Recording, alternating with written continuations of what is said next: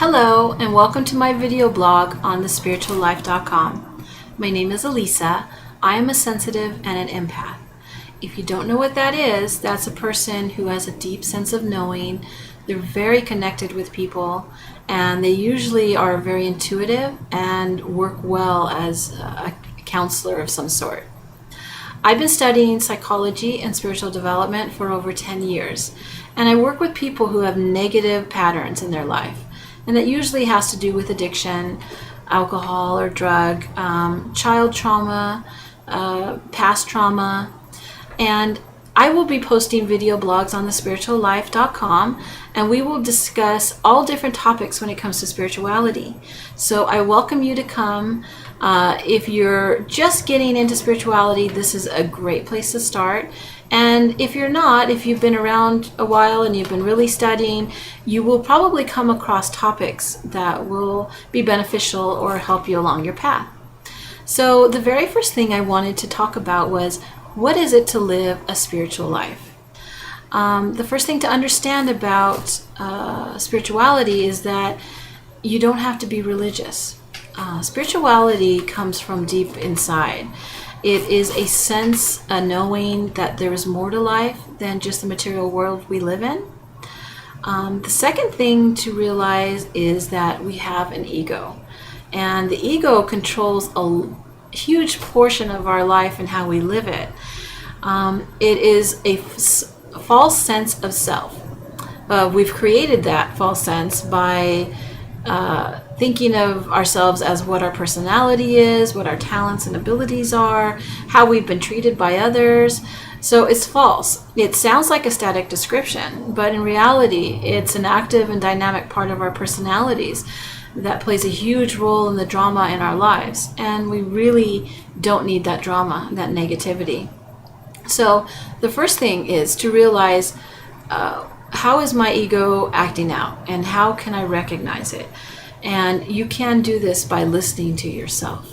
If you pay attention to what you tell yourself, you'll probably be pretty shocked. And if not, you've gotten used to it, but you can change what you tell yourself. So if you see that you're saying, I'm not smart, or I can't be successful, or people don't love me, or people don't like me, then that's your ego putting you down, holding you back from the life that you could be having.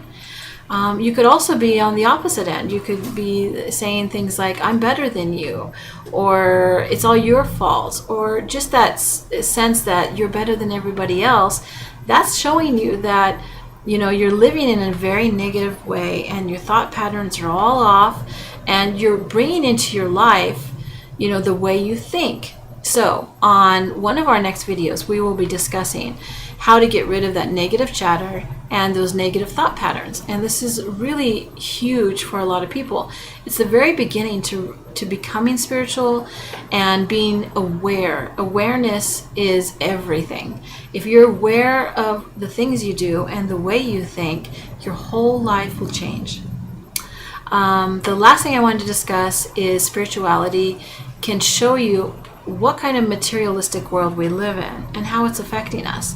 Our culture is full of products and labels and appearance, and even though we love to have the beautiful things, we know that having a sports car or fancy handbags is definitely not as important as loving our children, giving back to others, helping the needy, creating a healthy, clean environment for ourselves. There is so much more we could be doing, but instead we're making sure that we have, the right labels on and the right things in life so that we look better than other people. Our priorities are completely off. So in one of our videos, we will be discussing materialism and how it affects us and how we can change that in our lives to, in a positive way. So I was thinking, how do you start off when you're just learning about spirituality? And I would say you need to read. Read everything you can get your hands on. And if you're not somebody that loves to read, there are plenty of books on audio, plenty of videos and documentaries out there that talk about spirituality. But you need to start pulling in all this information into yourself and really pay attention to how it makes you feel and what you're learning from it.